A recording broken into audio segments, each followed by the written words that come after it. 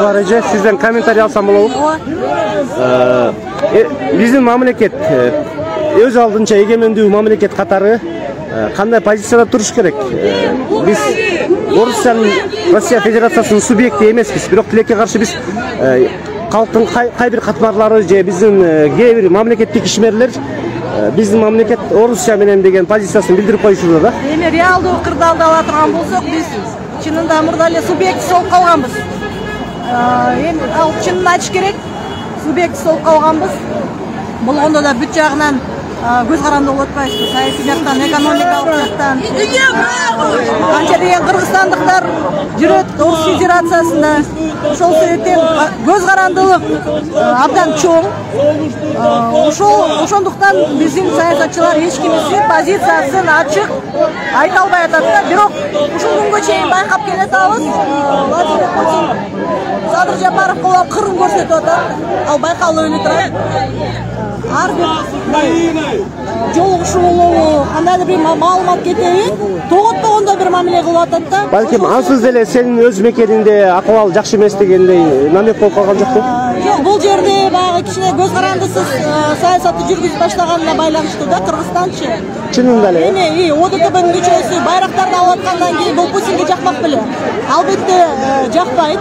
Эгерде ушундай мындан ары да ушундай көз карандысыз саясат жүргүзө турган болсо, биз албетте Садыр Жапаровду колдойбуз. Көз каранды болгонго аракеттеш керек. Бирок чынында кырдаал оор. Биз баягы бешел мамлекет болгондон кийин кандай болбосун, мындай туура саясат жүргүзүшүбүз керек да, орусча айтканда гибкий саясат жүргүзүшүбүз керек. Анан эми жакын арада буунун ассамблеясында ушул маселе боюнча добуш берүү болот. Баарыбыз күбө болгонбуз. Крым маселеси боюнча Кыргызстан өзүнүн позициясын карманып, ооба деген да эмес, жок деген да эмес да, калыс болгон. Ошондуктан ушул кырдаалда дагы бууда ассамблеяда мен оюмча Кыргызстан ошол эле позицияда туруш керек. Анан эми өзүңөр көрүп атасыңар, бүт прогрессивдүү адамзат азыр Путиндин саясатына каршы чыгып атат. Ошол себеп менин оюмча биз прогрессивдүү адамзатка кошулушубуз керек. Анан Россия менен эле күнүбүз бүтүп калбайт деген сөз. Биздин мигранттар ошол жактан акча табууда, ошол себептен биз Россияны колдош керек деген позиция. Эми колдогондо Россиянын экономикасы өзүңөр көрүп атасыңар, бүгүн мына рубль кулайт. Кулаганда дагы абдан мындай неме болуп кулайт да. Мындай кулайт деп. Ооба. Ошол себептен экономикасы алсыздайт, өтө эле алсыздайт. Анан биздин мигранттарга алар өздөрүнө жумуш орундары жетишпесе, биздин мигранттарды сериштегиле деп карап турмак беле? Кысым болот. Биздин мигранттарга карата саясат күчөйт.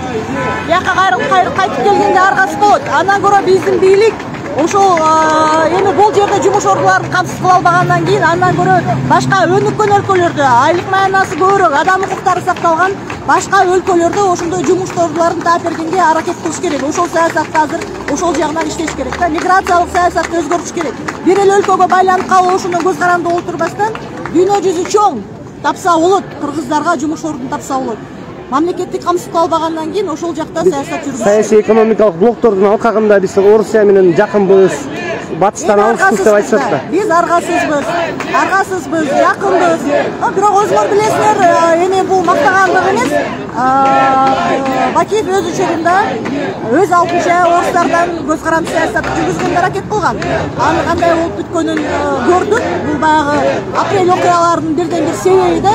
Демек ошондой саясат жүргүзсө болот экен да деген кеп да. Албетте биз ички саясаты абдан кылмыштуу болгон Бакиевтердин, бирок тышкы саясатта көз карандысыз позицияда турганы баарыбызга маалым.